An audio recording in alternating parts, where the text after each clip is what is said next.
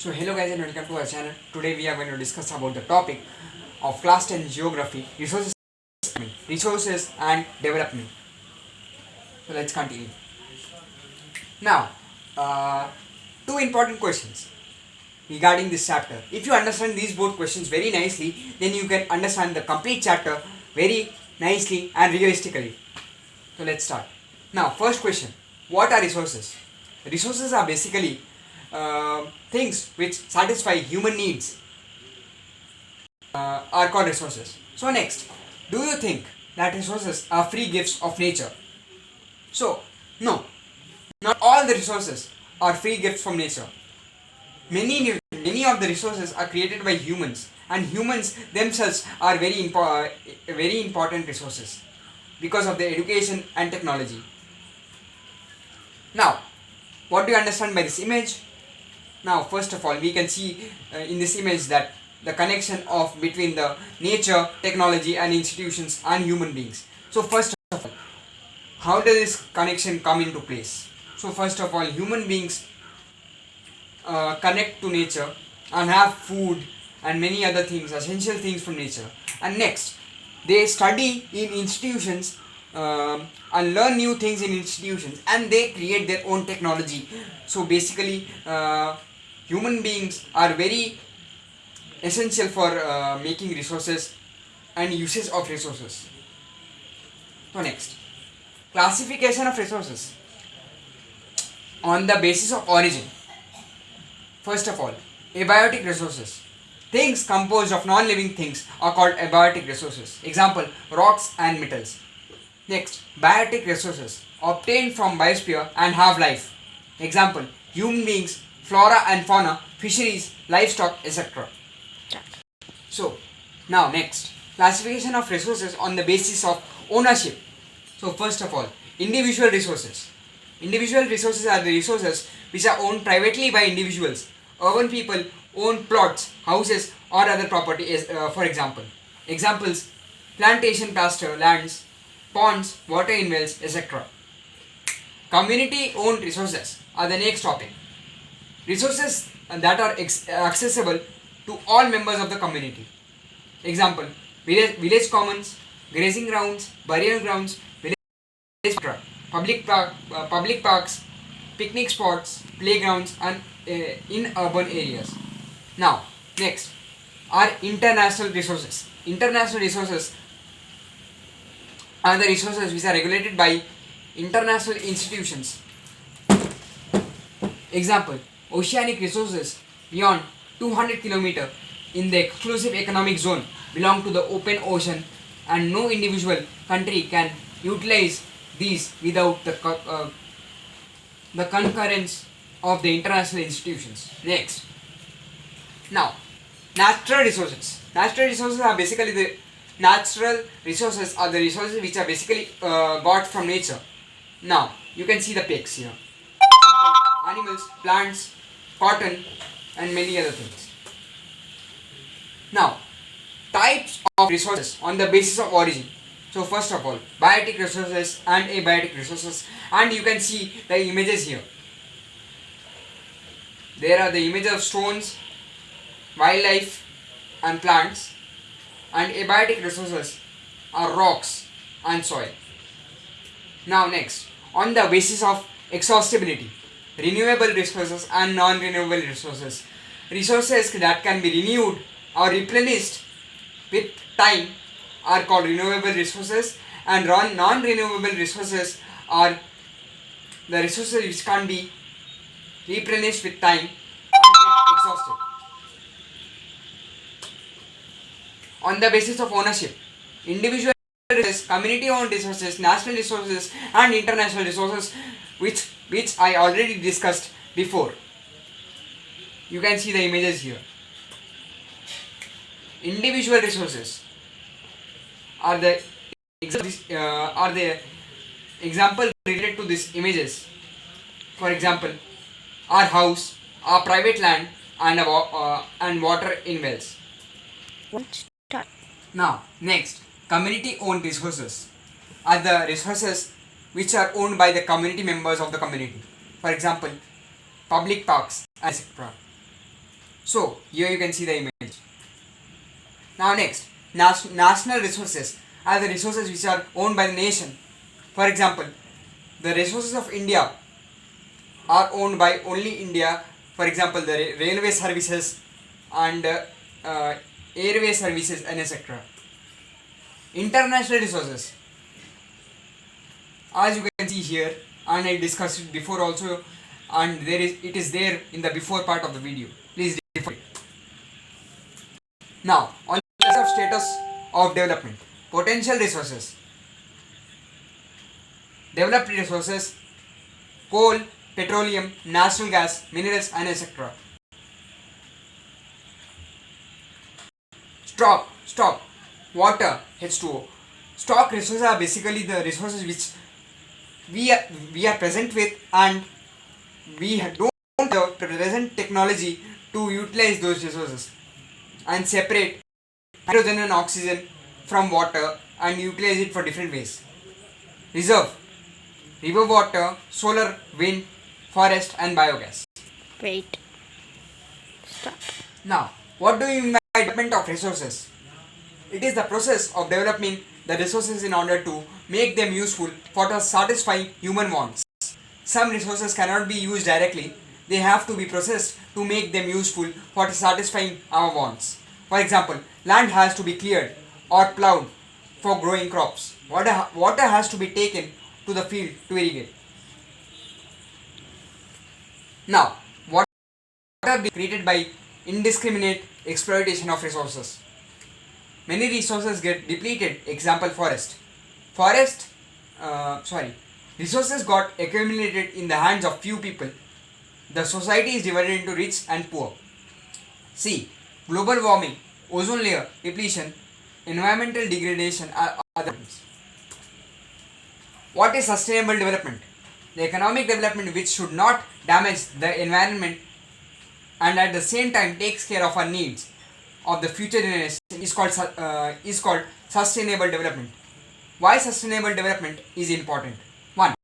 Many of the resources are non-renewable and overexploitation of these resources will affect the needs of our future generations. 2. Environmental pollution has become a major threat to the survival of human beings. Now, there is a question for you guys. So, imagine that if the oil supply gets exhausted one day, and how would this affect your lifestyle? Please answer this in the comments. What is resource planning? Resource is the technique or skill of proper utilization of resources. Stages of resource planning: identification and listing of resources, surveying, mapping and the measurements of qualities and the quantities of these resources are the important activities undertaken at this stage. Planning for exploitation: develop a planning structure with suitable technology, skill and institutional setup. Match resources and development plans with national development plans. Importance of resource planning. Is it necessary to maintain the balanced development programs in India? Why? 1. Some regions of India are rich in certain resources and poor in some other resources. For example, Rajasthan is poor in water resources but rich in solar and wind energy. 2. Some regions are self-sufficient while other regions are very poor in important resources. Example, Madhya Pradesh is rich in many resources but Ladakh is poor in resources. Wastage of resources can be avoided by planning. 4. Environmental pollution can be reduced. 5. Overexploitation of resources can be avoided. Now next, the main topic of this chapter, resource conservation.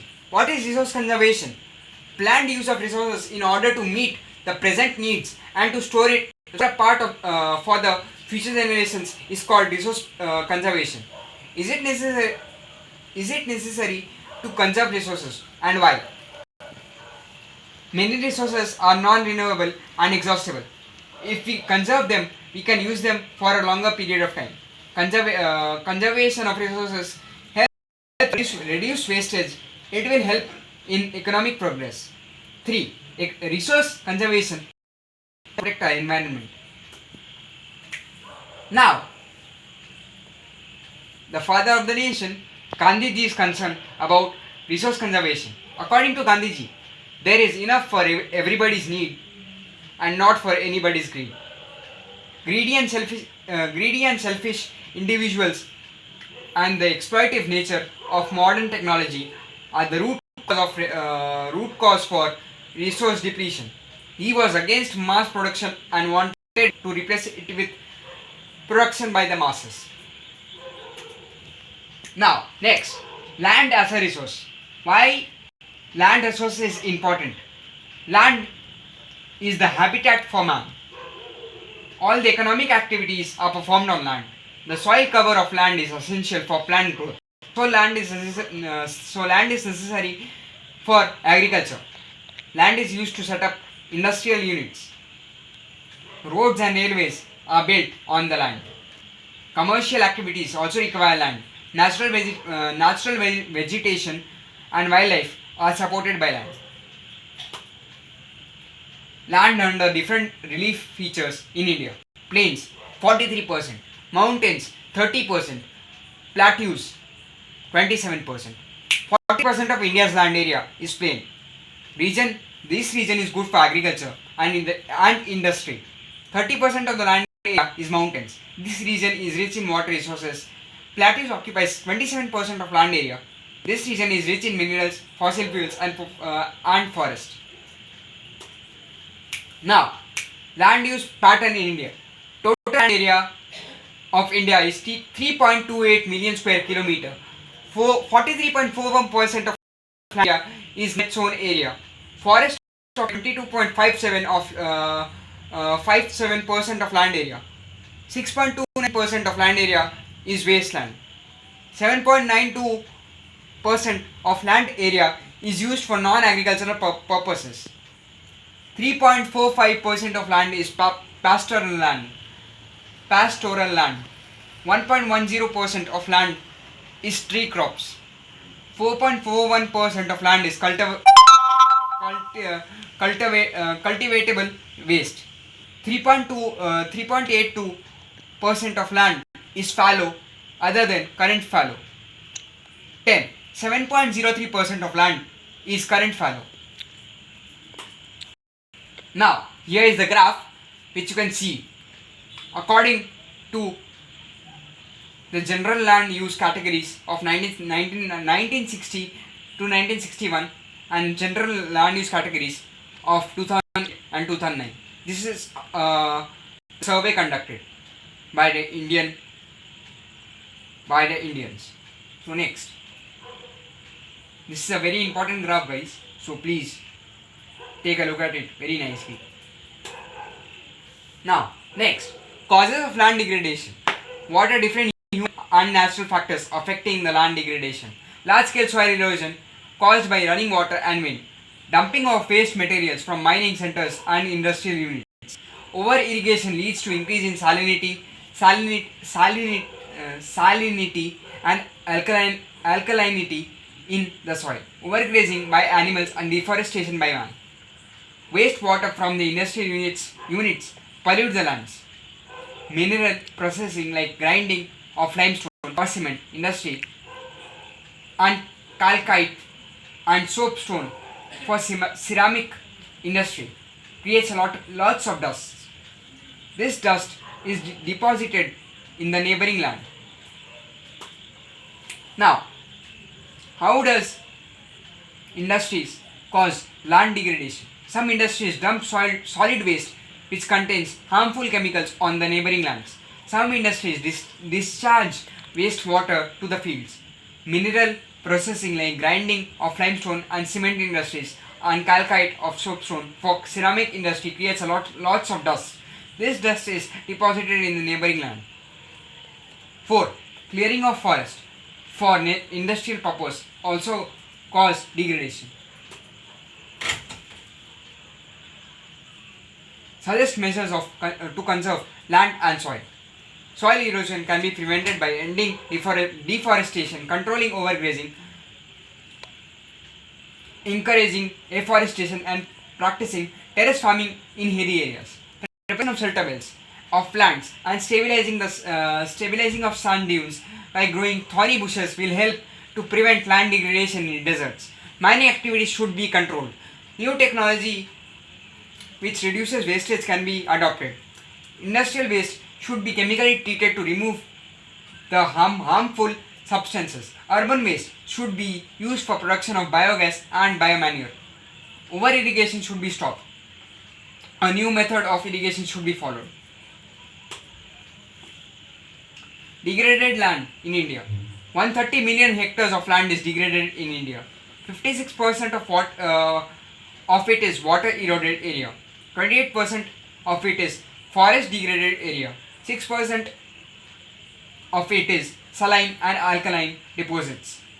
10% of it is wind eroded area.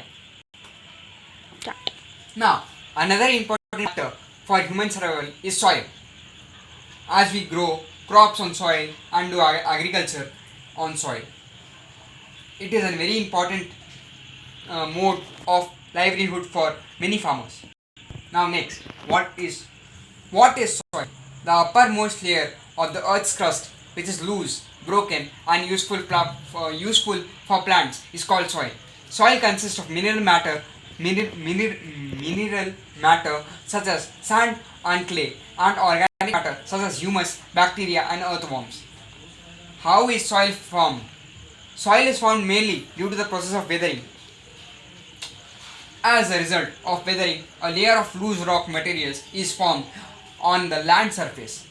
If this layer remains undisturbed for a long period of time, chemical, physical and organic changes take place in it. These changes lead to the formation of soil. Factors which influence or govern the soil formation process. First, climate. Climate decides the rate of weathering and the type of vegetation. Topography of the land, accumulation of the soil. Nature of the parent rock. It decides compositions and texture of the soil. Vegetation. Vegetation decides the amount of humus available in the soil. Next, why is soil very important? Man depends on the soil directly or indirectly for his food. Agriculture can be practiced only if soils are available. Man gets the materials needed for shelter and clothing directly or indirectly. Soils are essential for growth of forest. Next, alluvial soils. Alluvial soils is the most fertile and widespread soil found in India. It is formed due to the deposition of fine silt called alluvium by the rivers. It is found in the northern plains, Gujarat plains and the coastal plains. It consists of sand, silt and clay. It is divided into khadar and bhangar, new alluvium and old alluvium. It contains soil nutrients such as potash, phosphoric acid and lime. So it is fertile and good for growth of sugarcane, rice, wheat and pulses. Now next, black soil. Black soil. Regular soils are called black cotton soils because they are black in color and are very good for cotton cultivation. It is made up of extremely fine clay materials. It has the capacity to hold moisture for a long time. These soils develop deep cracks in summer. This helps in the aeration of the soil. This soil, it is mainly found in the Deccan Trap region of Maharashtra, Gujarat, Madhya Pradesh and Chhattisgarh. It is formed due to the weathering of volcanic rocks. It is very much rich in calcium carbonate, magnesium and iron. It is poor content. Red soils. As you can see the picture here, guys. So this is how red soil is. Interesting. Let's jump ahead to the topic. Red soils. Red soils are formed due to the weathering of crystalline under low rainfall conditions. It is red in color because iron in it. It is found in Karnataka, Andhra Pradesh, Odisha, Chhattisgarh and Jharkhand. Jharkhand. Laterite soil. Laterite. The word laterite originated from the Latin word brick. Laterite soil leaching tropical humus content is less because of the microorganisms get destroyed due to the high temperature. The soil can be cultivated by using manure and fertilizers. It is good for the cultivation of tea, coffee, and cashew nut. It is found in Kerala, Karnataka, Tamil Nadu, Madhya Pradesh, Odisha, and Assam. Arid desert soils. Arid soils are red and brown in color. They are sandy. They are sandy and saline.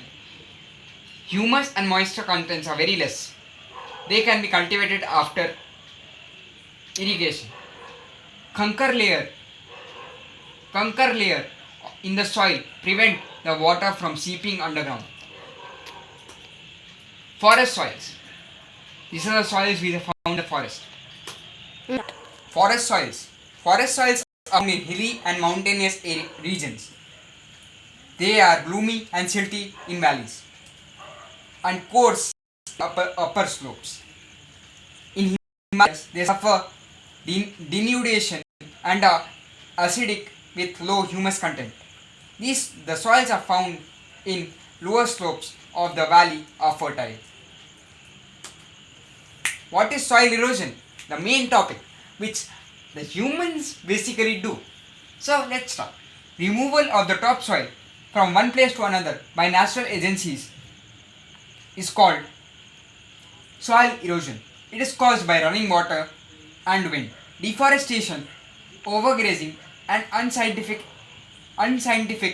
agricultural practices are responsible for large scale soil erosion. Gully erosion, the first type of soil erosion.